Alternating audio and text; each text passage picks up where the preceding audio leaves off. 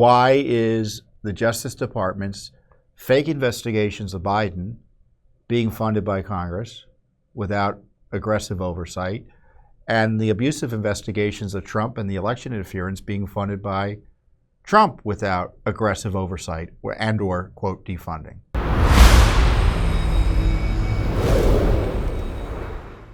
Joe Biden was finally questioned by the special counsel, Mr. Hur. I think his name is pronounced Hur. I don't think I've heard it pronounced, because the media doesn't even cover it well enough for me to ever hear it heard. I don't think I've ever heard his name said on television. It's spelled H-U-R. And he's a deep stater. You know, he's been in government forever. And certainly he has been treating Joe Biden with kid gloves. Joe Biden has been putting off an interview about this document scandal, right? He had these documents he had from the vice presidency that were allegedly classified. And as I've said, that in my view, there's really no basis to harass him or President Trump on having documents that he just kept after his presidency or vice presidency. In the case of Trump, his presidency; in the case of Biden, his vice presidency. But those are new rules for Trump, and now they have to be applied to Biden. But apart from that, he had classified records by all accounts from his days as a senator. And there's no protection. There's no legitimate basis for him, as best I understand it, to have records from his days as a senator that are classified. He had no right to them. And no grand jury, no raids. The lawyers seem to be running the show, meaning Joe Biden's lawyers. Completely different than the way President Trump was treated. No grand jury. I mean, are you aware of a grand jury? I'm not. Biden gets to be questioned not before a grand jury, but an interview with the special counsel in the White House over the course of 2 days. I don't even know. They won't even say how long it lasted. So a lot of secrecy about this. And I talked about it a little bit with our friends John Solomon and Amanda Head on Just the News. Why don't we run that clip? Biden is being investigated for his handling classified records or allegedly classified records after he left the vice presidency. And I think, like Trump, he gets a pass on that by prior Justice Department practice and common sense application of the law and court precedent. What he doesn't get a pass on is taking classified records from the Senate. See, there's no exception there. Right. That's not a presidential prerogative, obviously. He was a senator. He had no right to that classified information. And I think it's interesting he gets to be questioned at the White House. I don't know, John, Amanda, are you guys aware of any grand jury activity into what Biden did here? If not, why not? Yeah, it's a great question. Right. I've seen none. Yeah. No, I'm not. And that leads me to another question, because I think over the weekend when we heard that Joe Biden had called a lid, this obviously is evocative of his campaign running up to 2020, when every day he had 12 noon, 2 p.m. lids on media interviews. But a lot of folks thought, well, maybe he's going overseas or he's taking a snooze. But it turns out he was sitting down with investigators regarding that documents case. Was that just a formality, or do you think that maybe they were digging in on some of the documents that were retained, not when he was vice president or president, in fact, when he was in the Senate? Well, the fact that he was questioned in an interview suggests to me he's not the target of a criminal investigation. They're just dotting their I's and crossing their T's.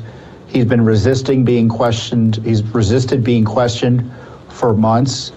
And if he were obviously the target, certainly his lawyers wouldn't have allowed him to sit down with investigators. So I think, they're just going through the motions. It's rigged.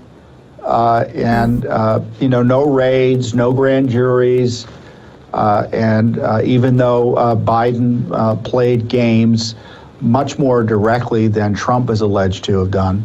And to me, it's a kind of I don't know how much more obvious it can get that given similar sets of circumstances, Joe Biden is being protected by his Justice Department while Trump is being abused. They're trying to throw President Trump in jail while giving President Biden a get-out-of-jail-free card.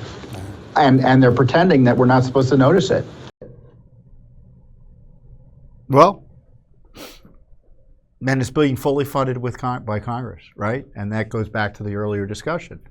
Why is the Justice Department's fake investigations of Biden being funded by Congress without aggressive oversight, and the abusive investigations of Trump and the election interference being funded by Trump without aggressive oversight or quote, defunding? I mean, there's no excuse. They know what to do. People ask me all the time, Tom, what can we do? Well, Congress knows what to do. I mean, Judicial Watch, we know what to do. We can only do certain things as a nonprofit. But Congress can shut all of this down. And so you're seeing this rigged investigation. The Justice Department is trying to thread its way in terms of this election interference. There's a brief filed this week by President Trump's lawyers in his documents case. The Justice Department is trying to put Trump on trial back to back on very different charges. His harassment over January 6th by the Biden Justice Department, that trial before Judge Chutkan would be in March, and they're demanding a trial in May down in Florida over the documents case. And Trump's lawyers made the point. He said, let's be clear here. The special counsel, which is a Biden operation, their effort to put Trump on trial in back-to-back cases, completely different from each other, 1, 2, is part of a desperate effort to interfere in the elections by having him convicted before the election. And smack dab right in the middle of the presidential campaign. Shut it down. Shut it down. If the courts don't do it, Congress should. But we've got ongoing investigations into the document handling of Joe Biden, into the targeting of President Trump. So, we're not waiting for Congress to do anything, but we're just going to keep on doing what we can to expose what went on, despite the Justice Department's efforts to intimidate me and Judicial Watch by harassing us with a subpoena and calling me in to testify to the grand jury. And I was just a witness. And then Biden gets a slap. He doesn't even have to testify in front of a grand jury, and he's the alleged target of the investigation.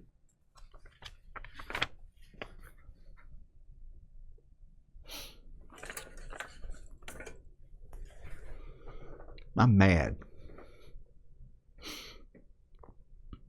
But the wonderful thing about being at Judicial Watch is that, we just don't get to complain. It's one thing to be mad. Well, we can actually hopefully do something effective and try to get some accountability and justice. Thanks for watching. Don't forget to hit that subscribe button and like our video down below.